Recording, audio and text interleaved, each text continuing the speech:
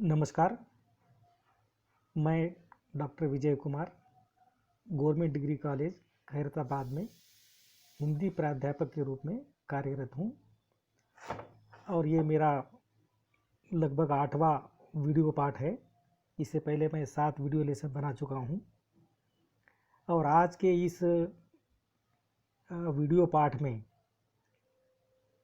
श्रीमान अयोध्या सिंह उपाध्याय हरिओत जी का परिचय और उनकी कविता की व्याख्या की जाएगी। अगला स्लाइड देखिए। यहाँ पर देखिए अयोध्या सिंह उपाध्याय जी का जो जीवन परिचय है उसको मैंने 8 बिंदुओं के द्वारा समझाने का प्रयास करूँगा। आप लोग भी स्क्रीन के ऊपर देखिए, उस स्क्रीन के ऊपर देखिए। अब इसमें पहला बिंदु है जन्म। अब देखिए ये सबसे महत्वपूर्ण बात होती है, जन्म।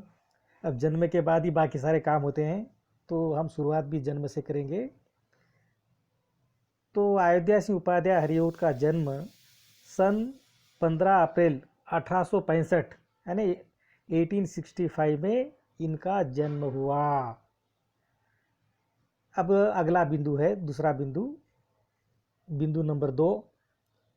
अब उनके जन्म स्थान के बारे में भी कई बार प्रश्न पूछे जाते हैं या फिर हमें भी थोड़ी जानकारी रखनी चाहिए कि वो किस परिवेश से आते हैं, कहाँ से हैं। तो इनका जन्म स्थान उत्तर प्रदेश के आजमगढ़ ज़िले के निज़ामाबाद में हुआ। अब देखिए ये उत्तर प्रदेश के रहने वाले हैं और आजमगढ़ ज़िला देखिए बहुत ही कुख्यात भी है, विख्यात भी है उत्तर प्रदेश में, जहाँ पर देखिए सांप्रदायिक दंगे भी चलते रहते हैं। खैर जो भी हो, ये जो उपाध्याय जी है उनका जन्म आजमगढ़ ज़िले के निज़ामाबाद शहर में हुआ कहा जाता है इनका जन्म स्थान। अब आगे बढ़ते हैं। तीसरा बिंदु है पिता का नाम। पिता का नाम है पंडित भोलानाथ उपाध्याय। ये इनके पिताजी का नाम है, लेकिन कहा जाता है कि इनके पिताजी एक ब्राह्मण परिवार से आते हैं, ब्राह्मण परिवार के थे और वो भी धनाढ़ ब्राह्मण उस ज़माने में। लेकिन कहा जाता है कि ये जो पंडित भोलानाथ उपाध्याय है उन्होंने सिख धर्म अपनाकर अपना नाम भोला सिंह रख लिया था। देखिए यहाँ पर कहा जाता है कि ये ब्राह्मण थे पहले, बाद में देखिए इन्होंने सिख धर्म को स्वीकार किया और भोलानाथ की जगह भोला सिंह उन्होंने रख लिया। अब यहाँ पर देखिए ये जो अयोध्या सिंह है, शायद अयोध्या नाथ हो सकते थे, लेकिन सिख धर्म अपनाने के कारण तो वह भी अयोध्या सिंह उपाध्याय बन गए। जैसे देखिए भोलानाथ से भोला सिंह उपाध्याय। खैर ये तो सब अपनी अपनी मर्जी की बात है, आप किसी भी धर्म को अपना सकते हो, किसी भी धर्म को छोड़ सकते हो। इसमें देखिए हमारे जो भारत का जो संविधान है, और ये देखिए हमें अनुमति देता है कि भाई आप किसी भी धर्म का पालन कर सकते हो या अपना सकते हो। तो ये हो गया इनके पिताजी के बारे में। और चौथा बिंदु है पत्नी का नाम। अब देखिए इनकी पत्नी का नाम आनंद कुमारी। तो कभी कभी ऐसे प्रश्न पूछा जा सकता है कि भाई अयोध्या सिंह उपाध्याय की पत्नी का नाम क्या है, तो एक थोड़ा सा आप लोग याद रख लीजिए, इनका नाम है आनंद कुमारी। अब इनके पत्नी के बारे में ज़्यादा कुछ पढ़ने को मिलता नहीं है, शायद ये हाउस वाइफ होगी, इसलिए देखिए आप उतना ही बार इनके बारे में ज़्यादा जानकारी नहीं है। और वैसे इनके परिवार के अन्य सदस्यों के बारे में भी ज़्यादातर सुनने को मिलता नहीं है। तो खैर यहाँ पर देखिए आप लोगों की यानी जानकारी के लिए यहाँ पर मैंने इनकी पत्नी का नाम यहाँ पर लिया हूँ, तो उनका नाम है आनंद कुमारी। अब अगला बिंदु है 5वां, प्रारंभिक शिक्षा, अर्थात इनकी शिक्षा कहाँ हुई। अब कहा जाता है कि इनकी शिक्षा पहले तो निज़ामाबाद में जहाँ पर इनका जन्म हुआ था, उसके बाद अगली पढ़ाई के लिए आजमगढ़ गए। लेकिन आजमगढ़ जाने के बाद कहा जाता है कि अयोध्या सिंह उपाध्याय कुछ बीमार रहने लगे और इसकी वजह से इनके पिताजी ने इनको अपने घर वापस बुला लिया और फिर इनके घर पर ही पढ़ाई की उन्होंने पूरी मैंने शिक्षा की पूरा उपलब्ध करा दिया, या घर पर ही इनकी पढ़ाई शुरू करा दी गई और इन्होंने घर पर ही रहकर संस्कृत, उर्दू, फारसी और अंग्रेजी भाषाओं का ज्ञान प्राप्त किया। अब देखिए पहले ज़माने में कई बार ऐसा होता है, जो अमीर लोग होते हैं वो देखिए शिक्षकों को अपने घर पर बुला लेते थे और घर पर ही पढ़ाने के लिए बोलते थे। तो ये अमीरों का ये था। अब वैसे भी देखिए इनके पिताजी भी बहुत बड़े अमीर थे और इसीलिए शायद उन्होंने अपने बेटे की पढ़ाई की व्यवस्था उन्होंने घर पर ही की और घर पर ही आकर देखिए शिक्षक उनको पढ़ा करके चले जाते थे। और ऐसे में देखिए इन्होंने लगभग 4 भाषाएं, संस्कृत, उर्दू, फारसी और अंग्रेजी, अब हिंदी के तो है ही, तो इस तरह देखिए वह घर पर रहकर ही इन सारी भाषाओं का उन्होंने अध्ययन किया और अच्छी तरह देखिए वो अच्छी तरह संस्कृत, उर्दू, फारसी और अंग्रेजी में निपुण भी माने जाते हैं। अब इसके बाद अब इन्होंने घर पर ही इन्होंने अभ्यास किया था। पता नहीं वो ज़माने में कैसे यानी व्यवस्था थी, लेकिन कहा जाता है कि 1884 यानी 1884 में एक मिडिल स्कूल में वह अध्यापक हो गए। अब देखिए ये इनका प्रारंभिक जीवन में ये देखिए एक मिडिल स्कूल में अध्यापक हो गए और ये देखिए 1884 की बात है। और उसके बाद उन्होंने बहुत सारी नौकरियां ग्रहण की। बाद में देखिए वो रेडियो पर भी आए और इस तरह देखिए वह 1932 में यानी 1932 में उनका अवकाश ग्रहण हो गया, उनका रिटायरमेंट हो गया। अब रिटायरमेंट के बाद भी अयोध्या सिंह उपाध्याय हरिवोद चुप नहीं बैठे। अब देखिए जो बुद्धिमान लोग होते हैं, जो बुद्धिजीवी होते हैं, वे कभी चुप नहीं बैठते हैं। जब तक सांस चलते रहती है कुछ न कुछ देने का प्रयत्न करते हैं। और कहा जाता है कि अवकाश ग्रहण करने के बाद वे वाराणसी के वाराणसी हिंदू विश्वविद्यालय, अब जिसको देखिए बनारस हिंदू विश्वविद्यालय भी कहा जाता है, बनारस और वाराणसी एक ही बात है, BHU बनारस हिंदू विश्वविद्यालय के हिंदी विभाग में अवैतनिक शिक्षक के रूप में कई वर्षों तक काम किया। अवैतनिक शिक्षक अर्थात वहाँ पर जाकर के देखिए उन्होंने कोई वेतन वगैरह नहीं लिया और बिल्कुल फ्री में, कहा जाता है कि उन्होंने हिंदी विभाग की हिंदी साहित्य की उन्होंने सेवा की और बहुत वर्षों तक उन्होंने सेवा की। और कहा जाता है कि जब वो ज़्यादा बूढ़े हो गए तो कहा जाता है कि वो फिर निज़ामाबाद अपने पैतृक गांव वापस लौट गए और अपनी निधन तक वहीं पर रहे। और ये हो गया देखिए उनका शिक्षा आदि के बारे में बातें। अब आगे आता है बिंदु नंबर 6। अब इस बिंदु नंबर में अब मैंने यहाँ पर पद एवं पुरस्कार के बारे में यहाँ पर मैंने इंगित किया है। अब देखिए इनको पद एवं पुरस्कार क्या क्या मिले। तो पहला जो पद है हिंदी साहित्य सम्मेलन के सभापति। अब देखिए हिंदी साहित्य सम्मेलन बार बार होते रहता है।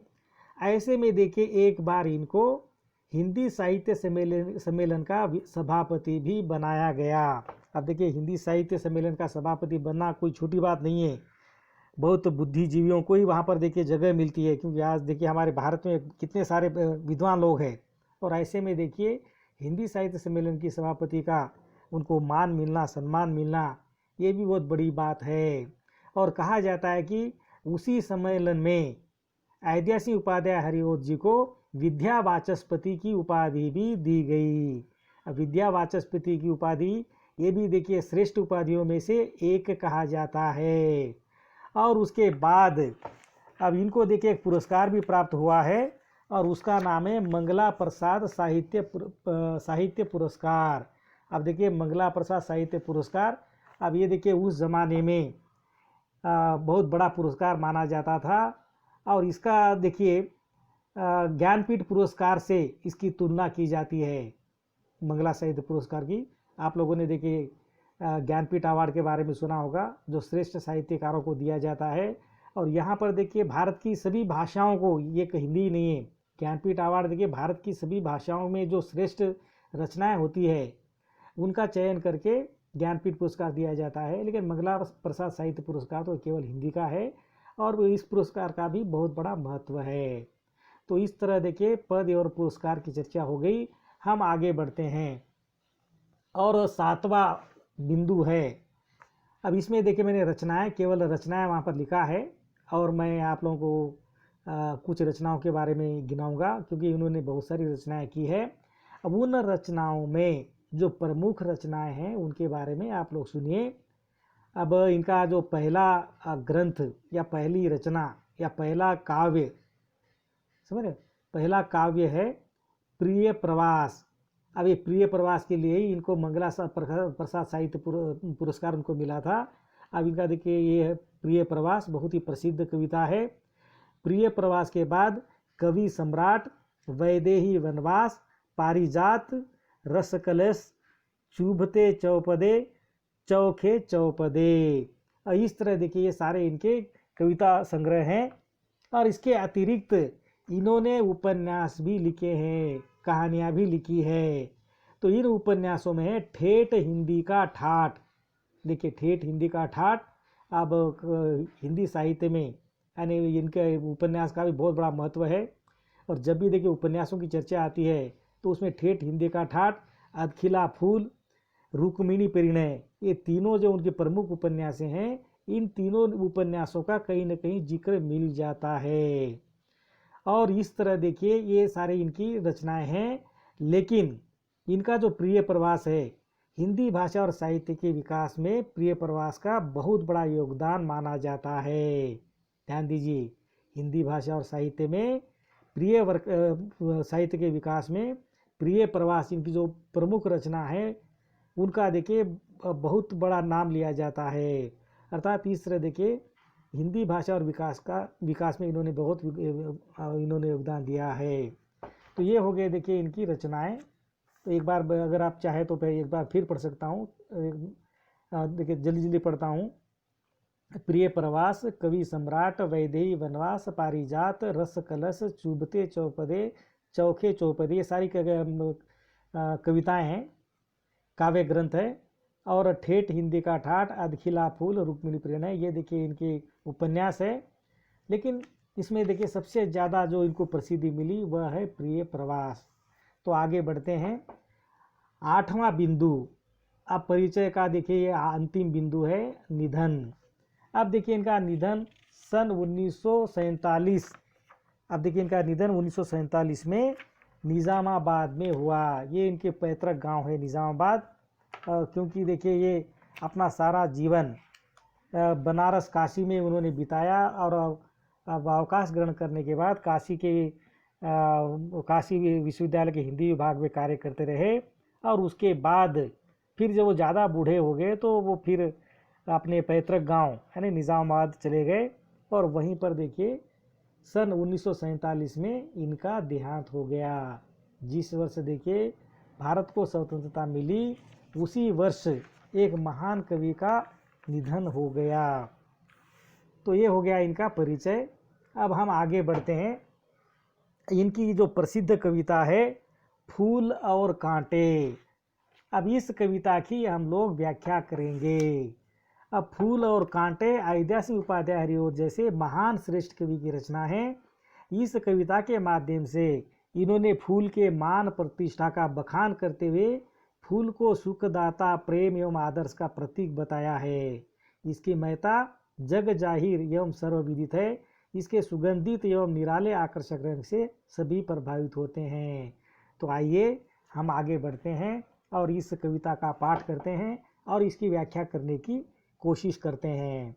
अब देखिए इनमें पहली 4 पंक्तियां हैं। है जन्म लेते जगह में एक ही पौधा उन्हें है पालता, रात में उन पर चमकता चांद भी एक ही सी चांदनी है डालता। अब देखिए यहाँ पर अयोध्या सिंह उपाध्याय हरिओ जी हमें बोल रहे हैं कि एक ही जगह जन्म लेते हैं, एक ही पौधे पर देखिए पलते बढ़ते हैं, रात में उन पर चमकता चांद भी एक जैसा ही है, एक ही सी चांदनी डालता है। अर्थात चांद भी उस पर एक तरह की चांदनी डालता है, अर्थात एक ही डाल पर जन्म लेते हैं, एक ही जगह पर जन्म लेते हैं, और उन पर देखिए चांदनी भी एक जैसी ही ऊपर पड़ती है। अर्थात चांद भी देखिए उनको कम ज़्यादा अपनी रोशनी नहीं करता है, दोनों को देखिए बराबर मात्रा में बराबर रूप में देखिए वह अपनी चांदनी बिखेरता है। आगे बढ़ते हैं। मेह उन पर है बरसता एक सा, अर्थात उन पर देखिए बादल भी यानी बारिश भी एक जैसी बरसती है, एक सी उन पर हवाएं है बही, और एक प्रकार की हवाएं भी उन पर बहती है। अर्थात एक को गर्म हवा एक को ठंड हवा नहीं है, दोनों को एक जैसी हवा भी लगती है।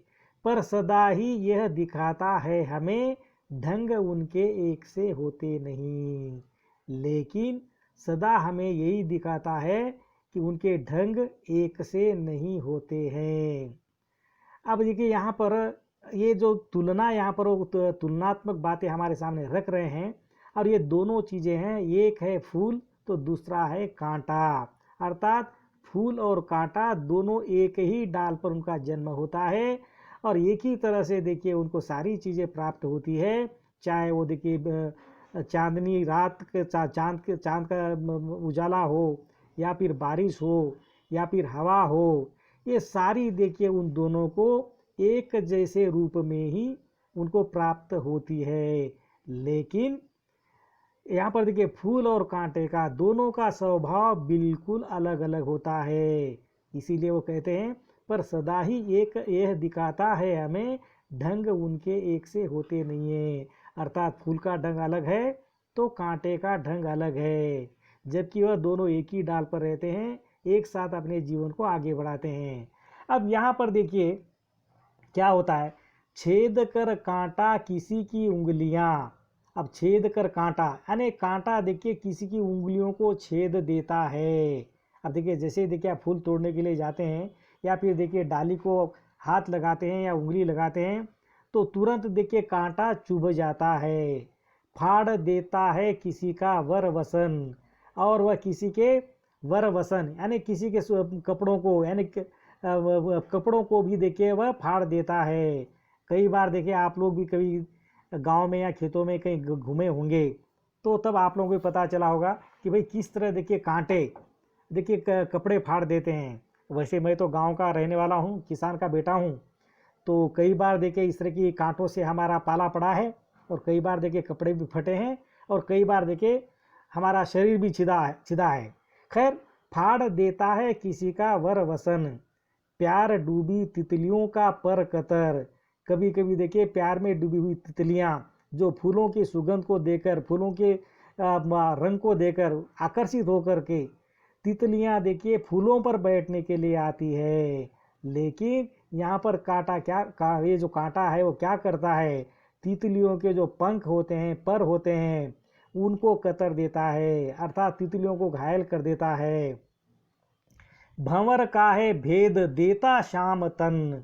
भंवर का मतलब है भंवरा।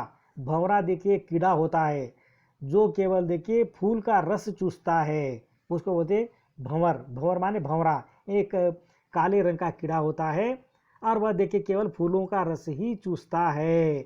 अब एक ये जो कांटे होते हैं, जब देखिए भंवरा फूल को चूसने के लिए फूल पर बैठने की कोशिश करता है, ऐसे में अगर भूल से भी अगर उनका कांटे से सामना हो जाता है, तब देखिए क्या होता है, वह उनके शरीर को भेद देता है। अर्थात भंवरे को भी कांटा क्या करता है, उनको देखिए घायल कर देता है। अर्थात कांटा हमेशा दूसरों को सताता रहता है, दूसरों को दुख देता रहता है। समझ रहे, आप देखिए कांटे की जो बुराई है वो की जा रही है, अब आगे देखिए, अब फूलों की जो अच्छाई है उस अच्छाई के बारे में कहा जाएगा, क्योंकि कांटा तो देखिए सबको दुख ही दुख देता है, लेकिन फूल सबको सुख ही सुख देता है। अब यहाँ पर देखिए 4 पंक्तियों के माध्यम से अयोध्या सिंह उपाध्याय हरिओद यहाँ पर बोल रहे हैं, फूल लेकर तितलियों की गोद में भंवर को अपना अनूठा रस पिला। अब इससे पहले देखिए ये जो कांटा था वह देखिए तितलियों के जो पंख होते हैं, अब उनको देखिए वह घायल करता था, लेकिन ये जो फूल है वो तितलियों को अपनी गोद में बिठाता है। अब तितलियों को देखिए फूल बहुत पसंद होते हैं और इसीलिए देखिए फूल पर बैठती है, लेकिन यहाँ पर देखिए जो फूल होता है तितलियों को अपने गोद में बिठा लेता है, वह उनको घायल नहीं करता है, उनके परों को नहीं कतरता है। भंवर को अपना अनूठा रस पिला, और भंवर को यानी भंवरे को यानी उस काले को कीड़े को भी अपना अनूठा अर्थात अपना देखिए सुगंधित और मीठा रस पिलाता है। अर्थात ये फूल भंवरे को भी नुकसान नहीं पहुंचाता, बल्कि उनको तृप्त करने की कोशिश करता है, उनको मीठा रस पिलाता है। और निज सुगंधों और निराले ढंग से, निज सुगंधों अर्थात जो फूल होता है उनका अपना निजी सुगंध होती है, अर्थात हर फूल की कोई न कोई सुगंध होती है, तो वो सुगंध और निराले ढंग से यानी निराले ढंग यानी उनके जो कलर्स यानी अलग अलग तरह के फूल होते हैं, अर्थात अलग अलग ढंग से सदा देता कली का जी खिला, और वह कली का जी खिला देता है। अर्थात ये जो फूल है, फूल देखिए हमेशा दूसरों को सुख देता है, और ये जो कांटा है हमेशा देखिए दूसरों को दुख देता है। अब अगली स्लाइड में देखिए, है खटकता एक सबकी आंख में। अब देखिए जो कांटा है, ये कांटा देखिए सबकी आंखों में खटकता है। कांटे से कोई प्रेम नहीं करता, जो दूसरों को दुख देता है उससे कोई प्यार नहीं करता। यदि आप देखिए आपको प्यार चाहिए तो आप देखिए दूसरों से पहले प्यार करना सीखो, प्यार करने से ही प्यार मिलता है। दूसरों को सताने से हमें भी सताने वाले मिल जाते हैं, और इसीलिए देखिए यहाँ पर अयोध्या सिंह उपाध्याय जी कह रहे हैं कि कांटा सबकी आंखों में खटकता है खटकता एक सबकी आंख में। दूसरा है सोहता सूर शीश पर, और दूसरा है सोहता माने शोभता है, शोभा देता है, सूर माने देवता, शीश पर यानी फूल को देवताओं के शीश पर चढ़ाया जाता है। अर्थात एक फूल है जो देखिए देवताओं के शीश पर चढ़ता है, और ये कांटा है जो सबकी आंखों में खटकता है। अर्थात यहाँ पर देखिए फूल और कांटे की तुलना अच्छे और बुरे स्वभाव के साथ भी की गई है। अब देखिए यहाँ पर ये जो संकेत हमें मिलता है उसके माध्यम से अयोध्या सिंह उपाध्याय हरिओद जी हमें यह कहने की कोशिश कर रहे हैं कि बुरे आदमी सब लोगों की आंखों में खटकता है, और अच्छा आदमी हमेशा देखिए देवताओं के शीश पर चढ़ता है, अर्थात उनको सब लोग प्यार करते हैं। उसी तरह किस तरह कुल की बड़ाई काम दे, जो किसी में हो बड़प्पन की कसर। अर्थात कहने का तात्पर्य यह है कि भले ही मनुष्य अच्छे या उच्च कुल में जन्मा हो, पर उसका स्वभाव अच्छा ना हो, उनमें बड़प्पन की भाव नहीं है, तो सब व्यर्थ है। किस तरह कुल की बड़ाई काम दे, जो किसी में हो बड़प्पन की कसर। मनुष्य की महत्ता एवं उसकी सच्ची पहचान उसके सद्गुणों एवं व्यवहार से होती है, न कि ऊंचे कुल में जन्म लेकर घृणित कार्य करने से। अब देखिए किसी की भी बड़प्पन अब उनके देखिए ऊंचे कुल में जन्म लेने के कारण नहीं है, अर्थात इंसान की जो कद्र होती है वो कर्म के कारण होती है, जन्म के कारण नहीं है। अब एक ज़माना रहा होगा जब ऊंचे कुल में पैदा होने वालों को देखिए ऊंचा कह देते होंगे, लेकिन आजकल ऐसा नहीं है। चाहे वो कितने भी ऊंचे कुल में उनका जन्म क्यों न हुआ हो, और उनको देखिए उनके जो कर्म हैं, कर्म को लेकर ही उनको अच्छे बुरे की कोटि में रखा जाता है। अर्थात आदर्श जीवन व्यतीत करने के उद्देश्य से मनुष्य को फूल के स्वाभाविक गुणों को अपनाना श्रेयस्कर होगा। अर्थात इस कविता के माध्यम से हमें अयोध्या सिंह उपाध्याय हरिओत जी फूल के जो स्वाभाविक गुण होते हैं उनको अपनाने की बात करते हैं, और कांटे की जो देखिए दुर्भावना होती है, कांटे के द्वारा जो लोगों को तकलीफ होती है, ऐसी भावना या ऐसे विचार को दूर रखने के लिए बोलते हैं। अर्थात हमें कांटे का जीवन छोड़ करके फूल के जीवन को अपनाने की सलाह देते हैं। और इस तरह देखिए यहाँ पर ये जो फूल और कांटा नाम की जो कविता है समाप्त होती है, और समाप्त होती है। अब कुछ ज़्यादा कहने को बचा नहीं है। खैर, अगर आप इसमें से अगर कुछ कुछ का अगर आपको कुछ ये है तो आप उसको रिवाइंड करके भी देख सकते हैं। बहुत बहुत धन्यवाद।